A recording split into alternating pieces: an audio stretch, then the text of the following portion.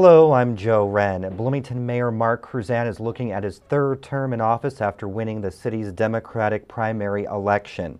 The final tally shows Kruzan with 60% and John Hamilton with 40% of the vote. Kruzan celebrated his victory at the Democratic headquarters downtown.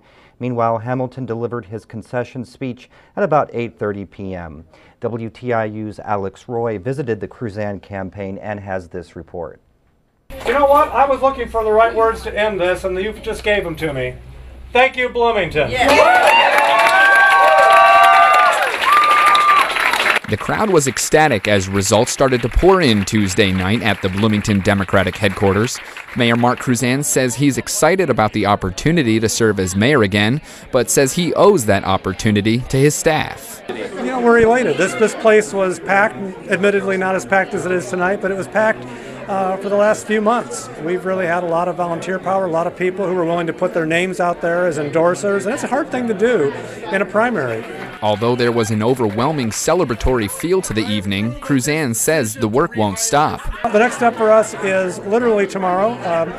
We start working on the November election, but also I'm a big believer in good government being the best politics. So we're working on the city budget. We'll set the agenda for 2012.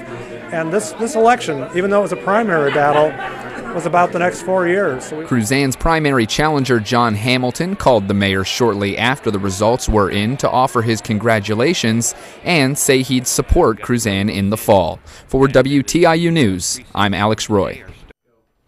And Bloomington City Council primary saw a narrow win by an incumbent in one race and a significant victory for a former radio host in another. District 6 Councilor Steve Volan faced the stiffest competition, winning his campaign by a mere 27 votes over Sandy Cole. In the first district, incumbent Chris Sturbaugh managed to pull down 68% of Democratic votes. Districts 3 and 5 had no incumbents running in the primary. Marty Speckler walked away with the Democratic Party nomination in the 3rd district, while Daryl Nair beat challenger Megan Hutchinson for the District 5 nomination.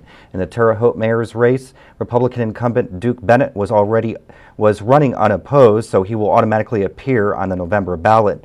On the Democratic side, Fred Nation received more than double the votes of his closest opponent to easily win the primary. In Columbus, with 100% of precincts counted, Democrat Priscilla Scalf is the winner with 66% of the vote over Nancy Ann Brown. And on the Republican side, Kristen Brown took the majority of the vote, so it will be Scalf and Brown in the general election. You can join us online to see a list of full results, including city council and other mayor races. It's all at indianapublicmedia.org.